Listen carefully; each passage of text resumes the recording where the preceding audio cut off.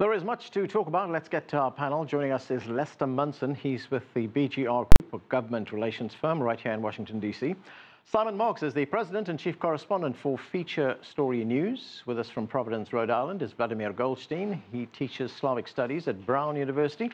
And Lynn Sweet is the Washington bureau chief for the Chicago Sun-Times. Thanks to all of you for joining us. Lynn, let me start with you. So the Justice Department appointed Special Counsel Robert Mueller in May of 2017. That's 16 months ago. What do we know so far? Well, we know that the investigation has yielded, as Jessica reported, indictments, plea deals, and in the case of Paul Manafort, a conviction. George Papadopoulos, who's one of the people who was pictured there in your graphic, will be sentenced on Friday. And we know that there are other figures involved who have also been charged, and we know that the investigation is ongoing, whether or not the midterm elections are happening and whether or not they might or might not announce things in the coming weeks before the election. It shows no sign of letting up, and we know that Mueller still is interested in getting at least some answers from President Trump. Right, Lynn, notwithstanding the fact that there have been indictments, and as you pointed out, in one case a conviction, has it told us anything about collusion or direct interference by the Russians? Well, we have collusion is a word that really Trump uses, and the legal term is conspiracy. Collusion is an informal word. Right. And I think we do know a lot from the Russians that were charged. There was Russian interference in the 2016 election. Now, that is clear in so many ways, from congressional investigations to every intelligence agency. Mueller has found some connections, especially in the plea agreement from Papadopoulos, who talks about that he met with a figure who said they had dirt. So whether or not this goes to the door, to the very desk of President Trump, isn't the issue per se. When Trump says it's not about me, it could still be about people around him. And this is something I want to stress, because to have a conspiracy, conspiracy doesn't have to involve everybody. It could just involve a few people. So I say we're just learning more and more with each indictment and each document that Mueller puts in the public eye. Lester, what do you make of the investigation so far? You've just heard what Lynn had to say. Does it put a question mark over this presidency? Oh, I think it absolutely does, and the president knows that, and that's why he's tweeting about it and making remarks about it on almost a daily basis. If I were the president, I'd be very concerned about the success that Mueller's team has had so far. It's a very difficult thing to prosecute public officials for corruption. We just saw the Justice Department fail to convict Senator Menendez in New Jersey. They lost on appeal in the case against the governor from Virginia a couple of years ago. It's very difficult to make those cases. Mueller is making those cases. He's getting convictions. He's getting guilty pleas. He's been very successful so far, and that's a big reason of concern for the president. Okay, let me bring in Vladimir Golstein. He's in Rhode Island. Vladimir, what do you make of the investigation so far? Is it, in your view, a valid inquiry, or is it, as some people have contended, an attempt to delegitimize this presidency? Well, it's clearly an attempt to demise the presidency. You know, whether it's valid or not, we don't really know if they find something serious. But I think what should be stressed, you know, if you look at this Bob Woodward's book called Fear, I mean, basically this investigation is an attempt to sort of sabotage his presidency. We don't know, you know, what he could have done, good or bad. What we do know that he proposed certain, you know, changes, especially in foreign policy, especially in the relationship with Russia. But so far, he seems to be like a person whose hands and feet are tied, and he always have to look back and what's the story and what's going on with this so-called interference. But we also have to put things in perspective.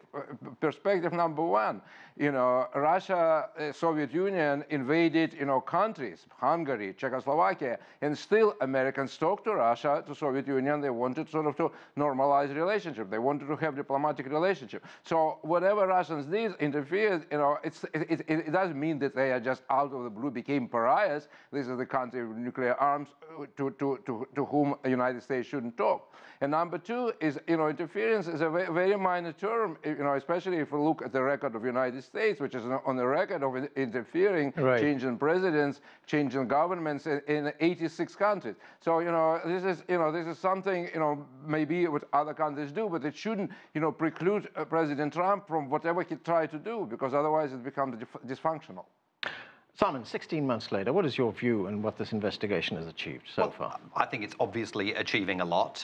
President Trump likes to talk about collusion because he doesn't want to talk about what the investigation is clearly also focused on, which is obstruction of justice. It is not Robert Mueller that has delegitimized the Trump presidency. President Trump took an enormous step down that road himself when he decided to fire the FBI director, James Comey, lie about his reasons for firing James Comey, and then in an interview with Lester Holt on NBC, actually disclose the truth as to why he fired James Comey, which was because he wanted to try and head off all of these questions about Russian interference in the election campaign. And with respect to Vladimir, you know, it is not the case that it was inevitable that these two countries were going to treat one another as pariahs. The United States was going to treat the Russians as pariahs. Just a few days ago, the Clinton Presidential Library released 591 pages, all the conversations that took place between then President Bill Clinton and then President Boris Yeltsin. It was a totally different tone of relationship that existed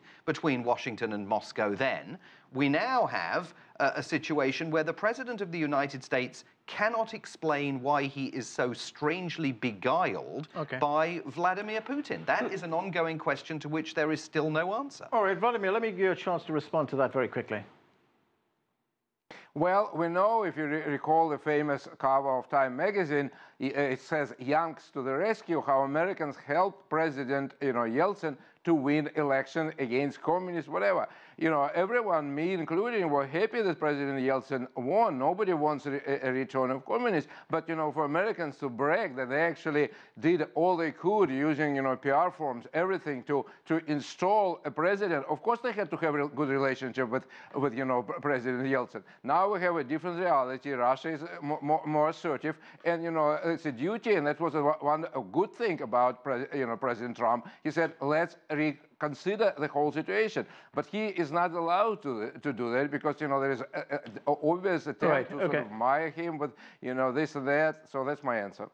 Lynn, one of the options that the special counsel has is to question the president directly, to subpoena the president and question him directly. But as we've just learned from the new book, which has been written by the journalist Bob Woodward of Watergate fame, that the president's attorneys see that as a trap in which he could fall victim to what they term the perjury trap. In fact, his lawyer, according to the book, is quoted as saying, don't testify, it's either that or an orange jumpsuit. The lawyer, for the record, subsequently denied that he ever said anything like that to the journalist, Bob Woodward. But could the president simply refuse to answer any questions? He could, and it will if he were subpoenaed to force him, it would spark a battle up to the Supreme Court. We know that in the case of Bill Clinton, when he ended up testifying for then Ken Starr, who was looking into his affairs. So the point that Woodward made in the book, I don't think it's when you say perjury trap, it makes it look like there's something a little not so straight going on. The point of that revelation that Woodward writes about is that Trump just can't keep his story straight in one conversation. This is just in taking questions in a mock session with his lawyer. He gets irritated. He lied. He got something wrong. He contradicted himself. That's without having the real thing happen to you. That's why he can't testify. I mean, anytime you listen to him, even in the audio of the conversation that Woodward had with Trump, there are inherent internal contradictions, even within 1 minute of his talking, that he just kind of waltzes over. So I don't think we're not talking about a perjury trap, which is a term of art. You're talking about just someone who can't just answer a question simply and keep your mouth shut until the next question happens, which is what I'll do now. Okay. You don't have to, but that's okay. Lester, there's a summary of the book in the Washington Post that was published today. Of course, Bob Woodward works for the Washington Post, and he portrays Trump as being paranoid, as being very angry. He was unrelenting, according to the book, at the time of Mueller's appointment, saying, everybody's trying to get me. It was something that we also heard from Richard Nixon at the time. And Woodward says that at one point the executive branch experienced what he terms a nervous breakdown. Is there any reason to dispute any of that? Well, Bob Woodward is a formidable journalist, as he's proven for decades, and I would never question his sources or methods. I do think it's fair to point out that he doesn't name who his sources are in the book, and for sure, you know, the White House is going to push back and say some of the people that he talks about will deny what he said. But I think any fair reader is going to give a lot of leeway to Bob Woodward in his reporting. And it's hard not to read that summary and come away with the feeling that the administration is really like a junior high or a middle school, and there are a bunch of 13-year-olds running around calling each other names, and it appears that they're still doing it. It's really, it is not America at its finest. Yeah. There's a lot in the book that we know about, Simon. I mean, the fact that there's chaos in the White House, the temper tantrums, the infighting between staffers in the White House. But there is something in the book which, according to this Washington report, something that we certainly haven't heard of before, and that is when the Syrian leader Bashar al-Assad, whom Woodward says launched this chemical attack in Syria in April of 2017. That's been disputed because that chemical attack was never proven, but Woodward presents that as fact. Trump told his defense secretary at the time, James Mattis, let's kill him. He used much more colorful language. I'm not going to use that language. It didn't happen. But what does this tell us about the White House at that time? Well, I mean, it tells us, and this is the theme of the book, right, that there is, in essence, as Woodward describes it, an administrative coup d'etat that is underway behind the walls of the White House, where senior officials like James Mattis and others try to save the president from his worst excesses. So it raises huge questions about where the buck stops in the White House, because under normal circumstances, if the President of the United States says, go and kill Assad, the defense secretary is supposed to snap to attention and go back to the Pentagon and make plans to strike at Assad. On this occasion, James Mattis said, we're not going to do it, according to Bob Woodward. And very interesting, you know, Mattis tonight put out a denial saying that he had never described the President of the United States in the terms that Bob Woodward attributes to him, namely as having the intellectual capacity of a 10 or 11-year-old. But what Mattis does not do is deny that he didn't move ahead with this plan to strike at Assad. He doesn't deny that he pulled the rug out from a plan by President Trump to withdraw American troops from South Korea. So the facts of the case remain undenied by James Mattis. Well, they're selective denials, aren't they? Yeah. Vladimir, sorry, you want to say something? I just want to totally agree with what Simon said and say thank God for those people who are around the president and are doing those things to constrain his worst impulses. And I think Americans should be thankful that they're there and say a little prayer for them, frankly, because they're doing very difficult work and we should all appreciate it. Vladimir, what do you make of the way the president is portrayed in this book by Bob Woodward, what we know so far?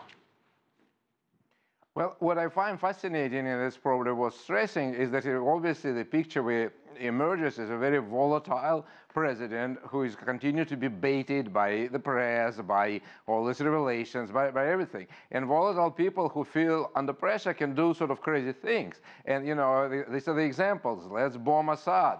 He at a certain moment, I think, wanted to, bomb, when they were going at each other with North Korean leader. He wanted to sort of do something. So I see it's a very paradoxical situation when at one area where, in fact, he wants to sort of not to bomb, but establish diplomacy and negotiations, he, in fact, by the very people who are supposed to protect us from this volatility, by establishment, he's actually pushed into being more aggressive. So why not sort of try to find the best of possible worlds? Why not to sort of highlight the need for diplomacy in all fields? Why not let president sort of to work on his best instincts rather than on his worst? Because, you know, we don't know how any of us will be able to act under tremendous pressure and endlessly debated. But, you know, and of course it's good that it was prevented there, but, you know, that should be encouraged further, because otherwise, if he decided at a certain moment under pressure, he has to show how tough he is and start attacking Russia, we can all imagine what will be the outcome.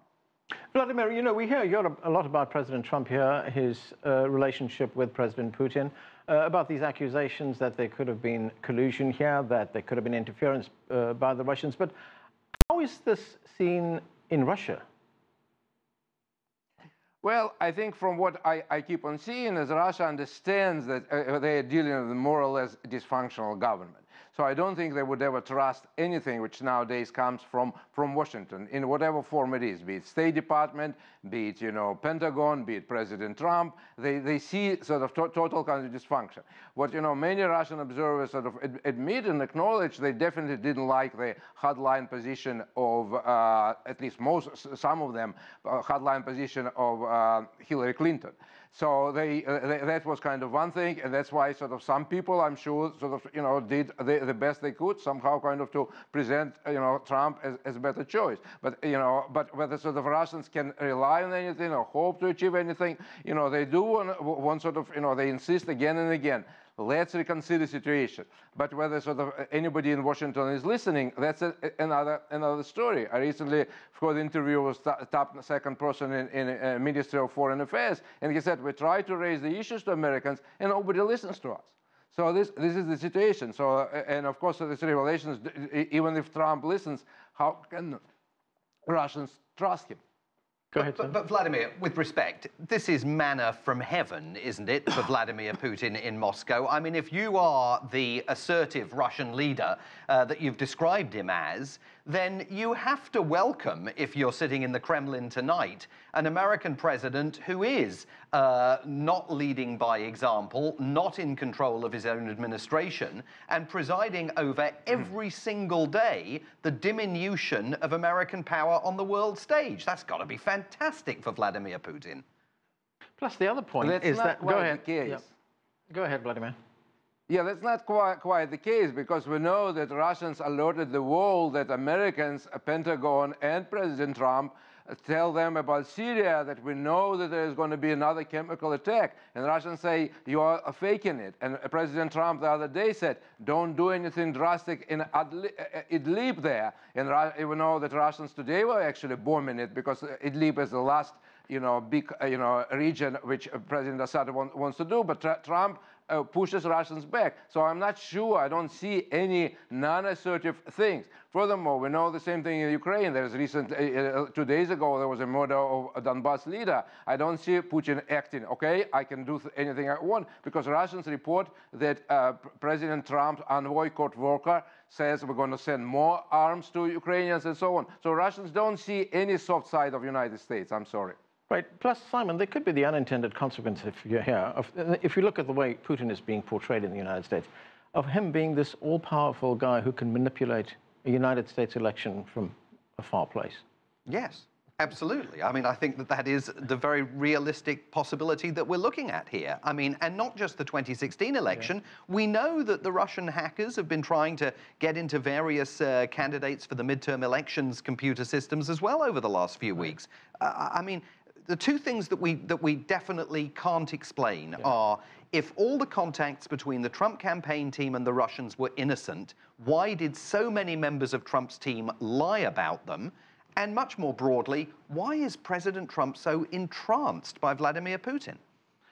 Lynn, just one more question on the Bob Woodward book before we move on to something else, and that is, we are already seeing pushback from this administration. Sarah Sanders, the president's spokesman, the presidential spokesman, said that the Woodward book is nothing more than fabricated stories, many by former disgruntled employees.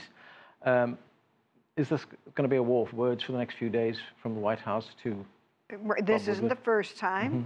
Been at this rodeo before.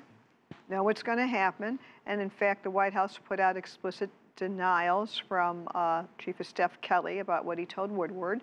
And this is where, it's, as Les mentioned, Woodward's defense is, I write about situations. So you don't need a source to say the four of us were here tonight if you had a photo or a video. That's kind of his point. He says, well, I have all these people tell me what happened, which is not the same thing as naming a source. Nonetheless, the book has only had snippets out. I think he's going to own the platform. He's going to own the stage for a few days now, and this will probably encourage Trump tweets as more and more stuff comes out, and then when we get the whole book. So it won't just be a matter of who said what. It will be a matter that whatever is said in Woodward's book, I am guessing and predicting that the White House will say he has it wrong. They will attack the press, and because he doesn't have named sources, they will use that as a way to create a wedge.